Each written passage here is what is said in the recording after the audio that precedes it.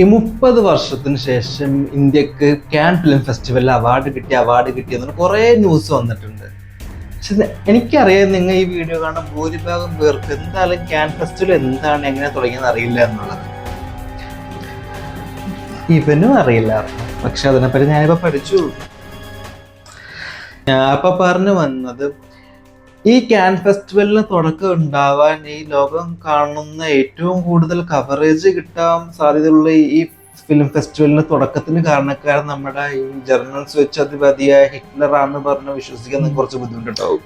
അത്ര നല്ലതല്ലാത്തൊരു ബന്ധം, എന്നാലും ബന്ധമുണ്ടല്ലോ. അപ്പൊ പറഞ്ഞു വന്നത്, കാൻ ഫെസ്റ്റിവലിന് മുമ്പ് വെനീസിൽ ഒരു ഫിലിം ഫെസ്റ്റിവൽ ഉണ്ടായിരുന്നു. അതിൽ ഇതേപോലെ തന്നെ എല്ലാ രാജ്യങ്ങളിലൊക്കെ സിനിമ ഒന്ന് കാണുക, എന്നിട്ട് അതിനെ വിലയിരുത്തി അതിനൊരു അവാർഡ് കൊടുക്കുന്ന പരിപാടിയായിരുന്നു അത്. അതിലെല്ലാവർക്കും ഒരു അമേരിക്കൻ പടം വല്ലാണ്ട് അങ്ങ് ഇഷ്ടമായി. എല്ലാ ജൂറീസിനും എല്ലാ മെമ്പേഴ്സിനും ഒരു അമേരിക്കൻ പടം ശരിക്കും ഇഷ്ടമായിരുന്നു. ബട്ട് ഹിറ്റ്ലറിന്റെ പ്രഷറിൽ അതൊരു നാസി പ്രോപഗാൻഡ അനുകൂലിക്കുന്ന സിനിമക്ക് കൊടുക്കേണ്ടി വന്നു. ഇതിൽ അരിശം കൊണ്ട് ഫ്രാൻസും US-ഉം ബ്രിട്ടനും ആ ഫെസ്റ്റിവലിൽ നിന്ന് ഇറങ്ങിപ്പോയി. അതായത് തിരിച്ചു വരില്ല എന്നും പറഞ്ഞു പോയി. ഈ തിരിച്ചുള്ള അവരുടെ ആ ട്രെയിൻ യാത്രയിൽ ഫ്രാൻസിലുള്ള ഒരാള് തീരുമാനിക്കുകയാണ്, അതായത് നമുക്കൊരു നിഷ്പക്ഷമായിട്ട് ആരുടെയും പ്രഷറിൽ ഒന്നും പ്രവർത്തിക്കാത്ത ഒരു ഫിലിം ഫെസ്റ്റിവല്, നല്ല രീതി നല്ല ന്യായമായിട്ട് അവാർഡ് കൊടുക്കുന്ന ഒരു ഫിലിം ഫെസ്റ്റിവൽ നമുക്ക് തുടങ്ങണമെന്ന് ആളെ തീരുമാനിക്കണം വെച്ച്. ആ ഫിലിം ഫെസ്റ്റിവൽ ആക്ച്വലി 1939 തുടങ്ങാനാണ് എഴുന്നേച്ചത്. ബട്ട് അത് വിജയം കണ്ടില്ല, കാരണം ആ സമയം അങ്ങനത്തെ ആയിരുന്നു.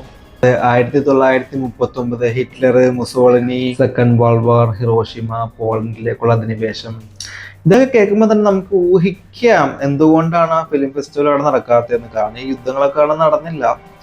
അത് പിന്നെ നടന്നത് എല്ലാം കഴിഞ്ഞൊന്ന് എല്ലാം ഒന്ന് കെട്ടടങ്ങിയിട്ട് 1946 പിന്നെ ഈ കാൻ ഫെസ്റ്റിവൽ ഉണ്ടാവുന്നത്.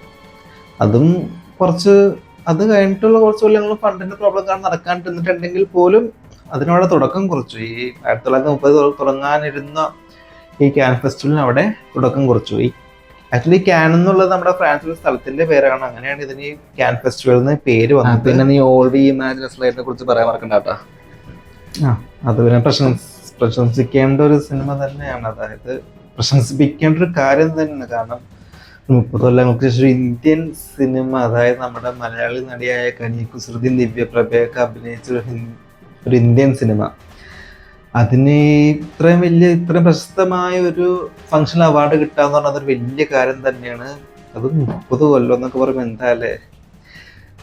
ഡിംപിൾ കപാഡിയാണ് ഡയറക്ടർ. ഈ ഹിന്ദി, മറാഠി, മലയാളം എന്നീ ഭാഷകളിലാണ് ഈ സിനിമ ഇറങ്ങിയത്. മീൻസ് സിനിമ കാട്ടിയത്, സോറി. ആക്ച്വലി ഇതിപ്പോ നമുക്ക് സ്ട്രീം ചെയ്യാനൊന്നും അവൈലബിൾ അല്ല. കാരണം ഈ കാൻ ഫെസ്റ്റിവലിൽ ഇത് കടമ്പ എന്ന് പറയുന്നത് തന്നെ ഇത് വേറെ പബ്ലിഷ് ചെയ്യാത്തായിരിക്കണമെന്നൊക്കെ ഉണ്ട്. അപ്പൊ ഇതുവരെ സ്ക്രീൻ ചെയ്യാൻ തിയേറ്ററിലേക്കൊന്നും വന്നിട്ടില്ല. ഇനി എന്തായാലും വരുമ്പോൾ എന്താ നല്ല ഹൈപ്പായിരിക്കും. പടം നല്ലതാവട്ടെ.